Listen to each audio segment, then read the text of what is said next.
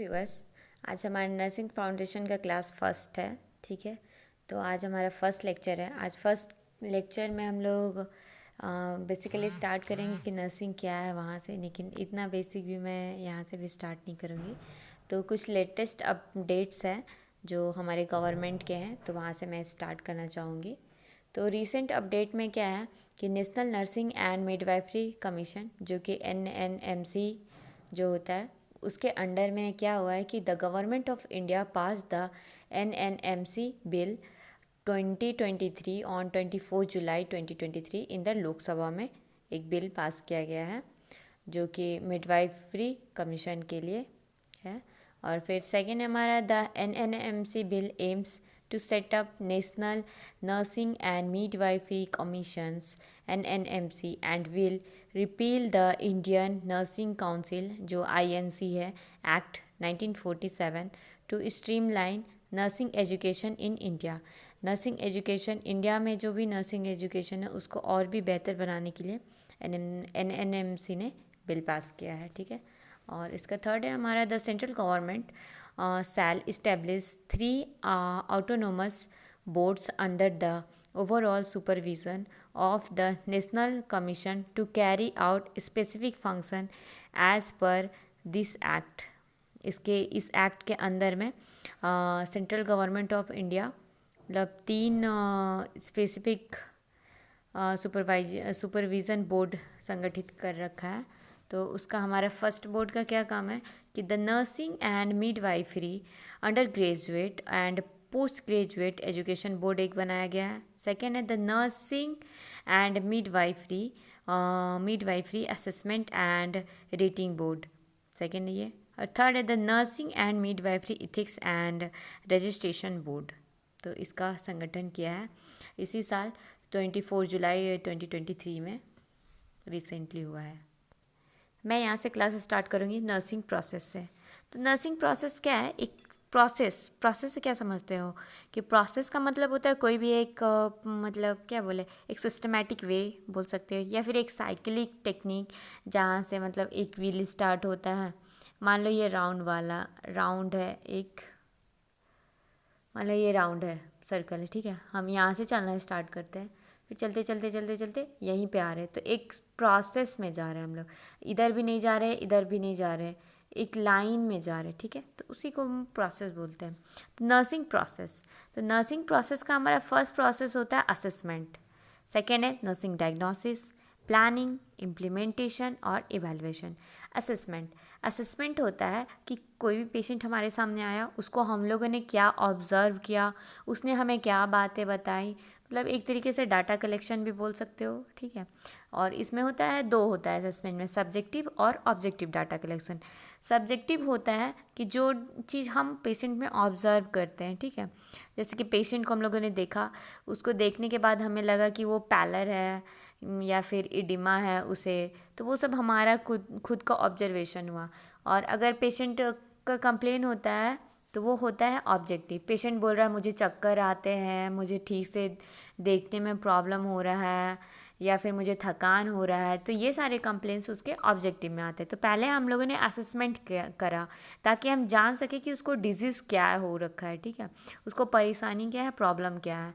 तो जो nursing diagnosis होता है वो प्रॉब्लम, जो भी पेशेंट है उसका प्रॉब्लम को हम लोग बोलते हैं नर्सिंग डायग्नोसिस। अब हम लोग देख लिए पेशेंट को कि कैसा उसका कंडीशन है, क्या है, उसके बाद हम लोग मान लो कि उसको हम लोग डायग्नोसिस निकाले कि उसको फीवर है।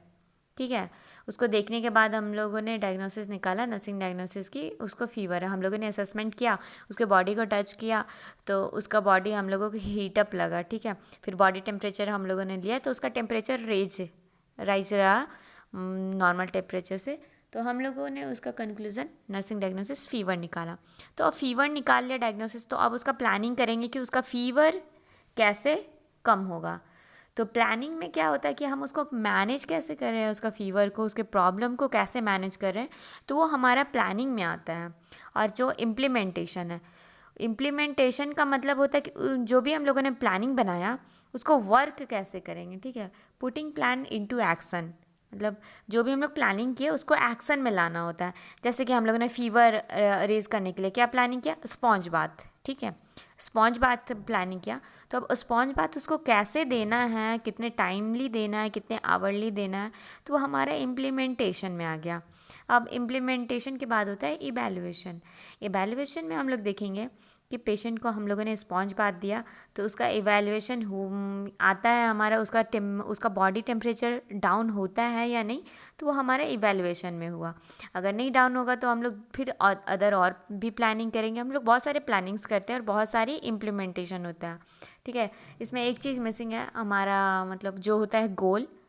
तो गोल हमारा एक ही होता है, लेकिन प्लानिंग हम लोग मल्टीपल कर सकते हैं। लेकिन जो गोल होगा, जैसे कि मेरा गोल क्या होगा, इसमें फ़ीवर था, डायग्नोसिस मेरा फ़ीवर था, तो इसमें गोल क्या होगा कि उसके फ़ीवर को डाउन करना, टू रिड्यूस द फीवर, ये हमारा गोल होगा, ठीक है ना।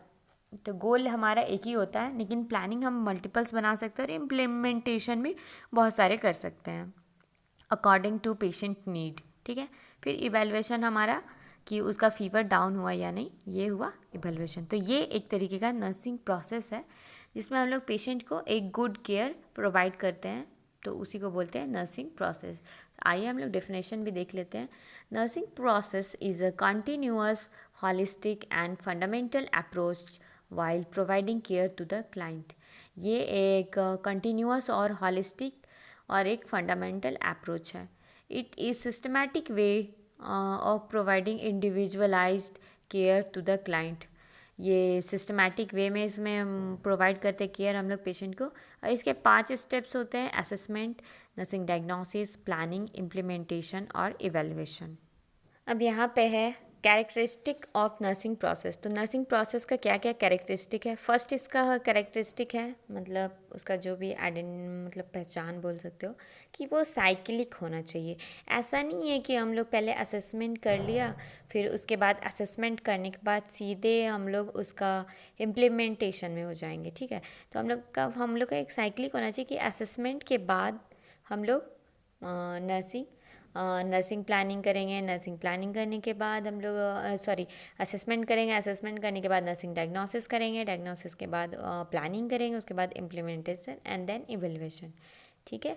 और ये एक सिस्टम, मतलब इवैल्यूएशन करने के बाद दोबारा हम लोग फिर से असेसमेंट में आ जाते हैं और देखते हैं कि उसका फ़ीवर डाउन हुआ या नहीं। सिस्टमैटिक, ये एक सिस्टमैटिक प्रोसेस होता है। देखो कि जैसे कि हम लोग पहले असेसमेंट किया, उसके बाद उसका नर्सिंग डायग्नोसिस निकाला। क्लाइंट सेंटर्ड, मतलब पेशेंट सेंटर्ड, पेशेंट के लिए अब उसको फीवर है तो अब थोड़ी ना हम लोग उसको डायरिया का ट्रीटमेंट देंगे या फिर डायरिया का प्लानिंग करेंगे। हम लोग क्लाइंट सेंटर्ड रखेंगे, यानी कि पेशेंट सेंटर्ड रखेंगे। पेशेंट को जो प्रॉब्लम है उसी के बेसिस पे हम लोग उसका प्लानिंग भी करेंगे, ठीक है, डायग्नोसिस के अकॉर्डिंग। प्रॉब्लम फोकस्ड होना चाहिए। ये नहीं कि उसका प्रॉब्लम फीवर है और फीवर की जगह हम लोग कुछ और ही उसका स्कैल्प वगैरह या फिर उसका हेयर फॉल प्रॉब्लम, ये सब हम लोग कुछ देखने लगे, ठीक है। डिसीज़न मेकिंग, जो भी डिसीज़न लेंगे हम लोग वो पेशेंट के फेथ में लेंगे और इमीडिएट डिसीज़न लेंगे। ये नहीं सोचेंगे, कंफ्यूज नहीं होना है, फिर वो इधर उधर की बातें भी नहीं सोचना है, जैसे कि पता नहीं पेशेंट का क्या होगा, पेशेंट ठीक होगा या नहीं। एक अपना डिसीजन सही लेना है कि हाँ मुझे उसको स्पॉन्ज बाथिंग देना है, अभी उसका फीवर रिड्यूस करना है तो स्पॉन्ज बाथिंग देना है, ठीक है।